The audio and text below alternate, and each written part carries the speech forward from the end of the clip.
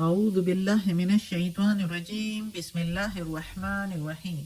سب video دیکھنے اور سننے والوں کو السلام علیکم۔ ہمارے چینل کے پیارے ویورز، آج ہم تلاوت کریں گے سورہ یوسف کی آیت نمبر 48، 49 اور 50، یعنی کہ آیت نمبر 48، 49 اینڈ 50 انشاءاللہ تلاوت کریں گے ترجمہ کے ساتھ اور تفسیر کے ساتھ۔ تو چلیں شروع کرتے ہیں آج کا سبق، لیکن شروع کرنے سے پہلے چینل کو سبسکرائب کریں، بیل نوٹیفیکیشن کو آن کریں تاکہ اگلی ویڈیو آپ کو آسانی سے ملتی رہے، اور ہو سکے تو شیئر بھی کریں۔ جتنا زیادہ شیئر کریں گے اتنا زیادہ ثواب ملے گا آپ لوگوں کو بھی اور مجھے بھی۔ تو چلیں اب شروع کرتے ہیں آج کا سبق۔ اعوذ باللہ من الشیطان الرجیم بسم اللہ الرحمن الرحیم۔ ثم، پھر، ثم کی میننگ ہے پھر، یاتی آئیں گے، من سے، من ادھر میم ہے تو من نہیں کہیں گے، مم کہیں گے، مم بعد، من کے میننگ سے، بعد کے میننگ بعد، بعد اس کے، یعنی ذالکا یہ اس کے، سبعن ویسے ذالکا کے میننگ ہے وہ، لیکن ادھر ہم میننگ لیں گے بعد اس کے، سبعن سات، 6 7 جو ہوتا ہے 7، شداد سخت، شداد یاکلنا سخت، یاکلنا کھائیں گے، ما جو، قدم تم پہلے سے رکھ چکے تھے تم، قدم پہلے سے رکھ، اور تم کے میننگ تم، لہنہ اس کے لیے، یعنی ان سالوں کے لیے جو رکھ چکے تھے پہلے سے، ان سالوں کے لیے یعنی قحط والے سالوں کے لیے، الا مگر، قلیلا مما تھوڑا سا اس میں سے، جو، تحسنون، تحسنون کے میننگ جو بیج رکھ دیں گے، یعنی کچھ بیج جو ہے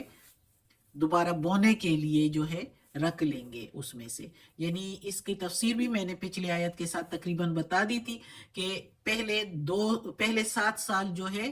وہ جو ہے بہت ہرے بھرے اور خوشحالی کے ہوں گے، جس میں خوب پھل پھول جو ہے وہ کھلیں گے، اور جو ہے تم لوگ اس کو جو ہے یوسف علیہ السلام نے بتایا کہ اس کو چھوڑ دینا شاخوں میں کہ کیڑا اس کو نہ لگ جائے، اور اس میں سے اتنا نکالو جتنا تم کھاؤ، بہت زیادہ نہیں، اور اگلے 7 سال جو ہے وہ سخت آئیں گے، وہ قحط کے ہوں گے، اس میں کوئی بارش وارش نہیں ہوگی، اس لیے سبزہ بھی نہیں ہوگا۔ تو وہ جو دبلی گائے ہیں اور جو خشک بالے ہیں تو وہ یہ 7 سال ہوں گے، یہ سخت 7 سال،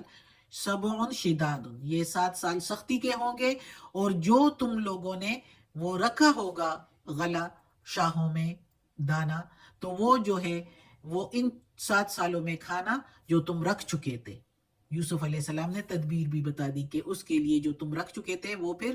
اس دوران تم کھا لو گے، لیکن اتنا ہی چھوڑنا، اتنا ہی کہ وہ تم بیج کے لیے استعمال کر سکو۔ تو یہ تفسیر میں نے پچھلی آیت کے ساتھ بھی بتا دی تھی، اور آیت جو ہے وہ ادھر اللہ تعالیٰ نے بیان فرمائی کہ 7 سال پھر قحط کے ہوں گے، اور اس میں وہ جو بچا ہوا غلہ ہوگا وہ کھا لینا، یعنی جو شاخوں میں رکھا ہوگا، تو اس طرح مشکل نہیں پڑے گی، احتیاط سے، کفایت شعاری سے کھانا جو پہلے سے رکھا ہوا تھا، اور اس میں سے کچھ جو ہے بیج کے لیے رکھنا کہ دوبارہ بو اور اس سے کھیتی اور ہریالی ہو جائے۔ تو اگلی آیت ہے، ثم پھر، یاتی آئے گا، من سے، من بعد بعد سے، ذالکا اس کے، عام سال، فیہ اس میں، یغاث الناس می برسے گا یا بارش برسے گا لوگوں پر، وفیہ اور اس میں سے، یعصرون وہ نہ چھوڑیں گے۔ اب جو پیغام لانے والا تھا وہ بھی رس نہ چھوڑنے والا، شراب نہ چھوڑنے والا تھا، تو اسی کے مطابقت سے یوسف علیہ السلام نے جواب دیا، اور یوسف علیہ السلام نے، اس نے تو صرف خواب کی تعبیر پوچھی تھی، لیکن یوسف علیہ السلام نے مزید آئندہ کی بھی پیشن گوئی اور خوشخبری سنا دی۔ ظاہر ہے یوسف علیہ السلام پیغمبر تھے، ان کو وحی ہوئی ہوگی اور انہوں نے بتایا، جو کہ اللہ تعالیٰ قرآن میں ہمیں فرما رہا ہے یوسف علیہ السلام کی زبانی کہ اس نے اس साकी को जो भेजा हुआ था बादशाह का, उसको बताया कि बाद में इन 14 सालों के बाद एक साल आएगा और उस साल में खूब बारिश बरसेगी लोगों पर, और बारिश बरसेगी तो खूब रस नचोड़ेंगे। तो रस नचोड़ने से क्या मतलब कि बहुत हरियाली होगी, बहुत फल फ्रूट भी होगा, और बहुत ऐसे अनाज भी होंगे जिससे ऑयल भी निकाला जाता है, नचोड़ा जाता है, और फल भी ऐसे होंगे जिससे शराब भी निकाली जाती है, नचोड़ी जाती है, और रस भी नचोड़ा जाता है। तो ये यूसुफ अलैहिस्सलाम ने एक्स्ट्रा मजीद उनको खुशखबरी दी, जो कि अल्लाह ने वही की होगी यूसुफ अलैहिस्सलाम को, और उनको बता दिया कि रस नचोड़ा जाएगा। जाहिर है रस कैसे नचोड़ा जाता है, हरियाली होगी, फल फ्रूट होगा, बीज होंगे, तो उसी से नचोड़ा जाएगा, तो तभी बहुत बारिश होगी, बहुत हरियाली और बहुत फल फ्रूट होगा। तो ये भी खुशखबरी सुना दी। तो अब बादशाह के पास गया होगा जो पैगाम लाने वाला है कासिद, तो बादशाह को बता दिया होगा। अब आगे पढ़ते हैं। वकालल मलिको, और कहा बादशाह ने, वकालल मलिको उतूनी, और कहा बादशाह ने ले आओ मेरे पास। को उतूनी, तू ये है मेरे, ले आओ, नी के मीनिंग मेरे पास, बिही साथ उसके। फलम्मा, फिर जब, जा अहुर रसूलु, आया उसके पास भेजा हुआ यानी कासिद, काल अर्जिअ, कहा लौट जा, यानी यूसुफ अलैहिस्सलाम ने कहा लौट जा, इला रब्बिका, तरफ तेरे मालिक के, फस अलहू, पूछ उससे, मा बाला, क्या हकीकत है, या क्या पूछ है, या क्या तहकीक है कि, और वैसे बाला की मीनिंग आजमाइश भी होती है, लेकिन बालू, मा बालो, सॉरी, मा बालुन निस्वतिल्लाती,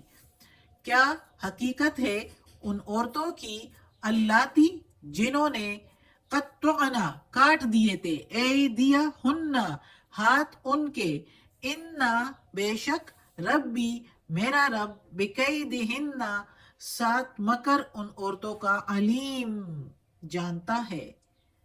उनको, अल्लाह को मालूम है, मेरे रब को मालूम है उनका मकर, उनका फ्रेब।